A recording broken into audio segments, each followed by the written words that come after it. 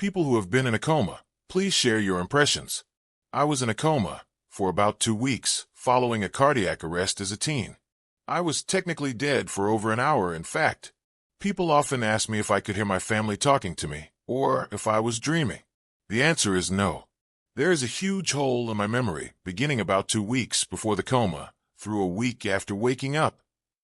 And waking up is in quotes because I would wake up, ask a bunch of semi-incoherent questions, fall back under, then wake up again and ask the exact same questions, in the exact same order. Repeat 6 or 7 times. The coma was not even blackness. It just does not exist. I remember having the hardest time believing it was actually mid-October, when the last day I remembered was late September. I was in a medically induced coma, following a self-inflicted gunshot wound. I don't remember much, but my family described moments of me appearing to be awake. Most notable, an apparent attempt at humor. Apparently, they put these mitts on my hands to prevent me from ripping my ventilation tubes out over and over, but I pretended they were my lobster claws. I have no recollection, but it's a real me move. Edit. Gold was really too generous. Thank you so much. It's also my first gold.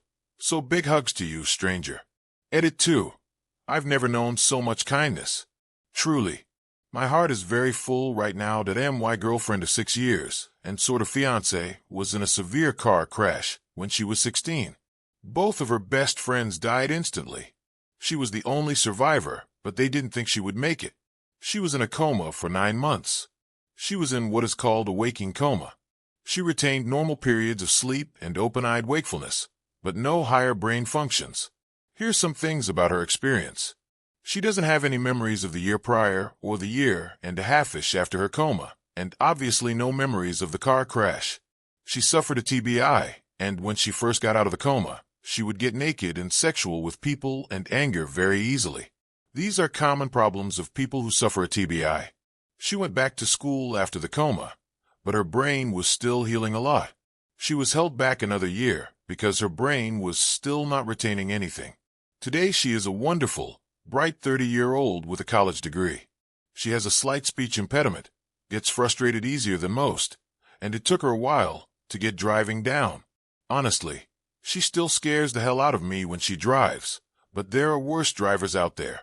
After being in a really bad accident that left one of my good friends, the driver, brain dead, they put me into a chemically induced coma for under a week to prevent brain damage due to swelling. When I first woke up, my memory was much better than it was as it gradually faded in the days to come. I have a journal my mother recorded things in, and I recalled many things I shouldn't have been able to immediately after waking up. Today, I have very little memory of it all, but I can definitely say that having positive people around you definitely helps when you're in a situation like that. If you have a friend in this situation, don't disregard them. Even though your life has moved on, they may wake up one day, and in their mind, not a day has passed since the last conversation they had with you. I'm not sure where I read it, but a girl talked about her experience, and she mentioned that it was like going in and out of sleeping/dreaming. Just when she would feel like she was waking up, she could hear parts of conversations or the TV, but she would slip right back to sleeping. She also said when people would clean her, she could feel them touch sensitive parts of her like her armpit and butthole area. I'm an inpatient phlebotomist, and even though some of my patients are sedated, I still always introduce myself and say I'm here to draw some blood, just in case they could hear me. Yep, nurse here, and even if people are unconscious, I always still talk to them. Even when laying out a dead person, I still talk to them. They're not there, but it's all about respect. Same here. In nursing school for both my externship and practicum, I was on med-surg units. Anytime I had an unconscious/unresponsive patient, I talked to them just like I would any other patient. Hi, Mrs. So-and-so. I'm Scarlett, and I'm a student nurse who will be taking care of you tonight. And I just do my usual chit-chat. I mentioned my nursing school experience, only because as a practicing nurse I worked in labor and delivery, and now work in a medical office, so I don't have unconscious/unresponsive patients like I did on med-surg. I had one patient for 3 nights in a row who was generally unresponsive but stable, no talking, very little moving, no real reaction to people, but breathing on her own, stable vitals, and I carried on one-sided conversations with her, telling her what I was doing, letting her know I'd be moving her arm for the blood pressure cuff, that I'd be checking her pulses, talking to her about what was on her TV, etc. We had to do oral care with those little mouth sponges each shift. The first night, she resisted by clamping her lips shut. I talked to her and told what I was doing, that I was trying to just clean her teeth. By the third night, she didn't resist at all. That was the only reaction I got from her all 3 nights, and I'd like to think it was because I talked to her like a person rather than just walking in the room and doing my nightly tasks. Was put in an induced coma when I was 9 years old after a pretty bad car accident, which left me with a fractured skull. All I remember is a bad dream about having a bad headache, and hearing my older sister telling everyone, including my parents, to get the fuck out of her way because she wanted to see me. I found out later that this was on the night it happened, and they were trying to calm her down before she saw me. Edit. For those who are telling me to let her know how awesome she is, I made sure to. Not quite, but almost. Hug the life out of her. Ooh, I can answer this one.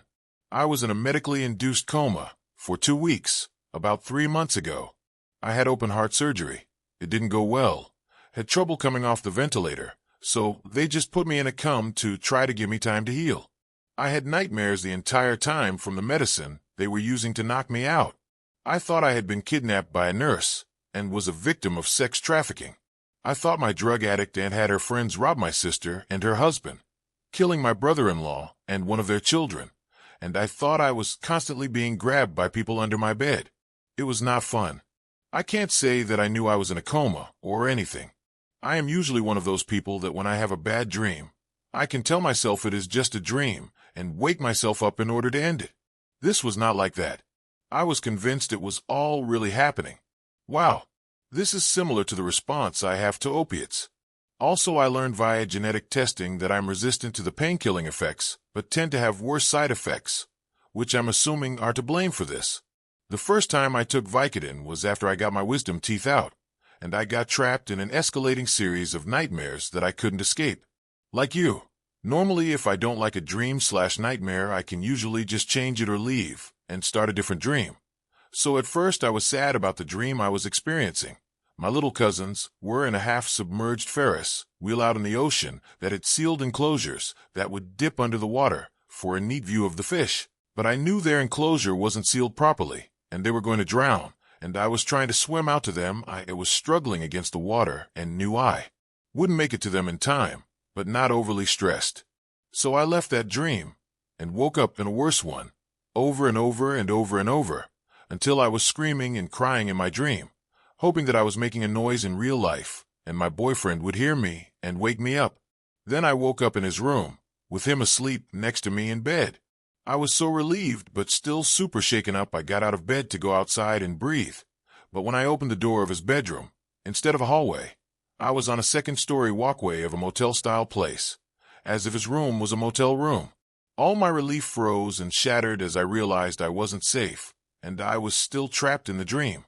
I started walking down the walkway onto this road that connected to it, and was nearing a telephone pole when I heard the most terrifying angry scream, and my boyfriend at the time came running out of his room with a large barbecue fork in his hand.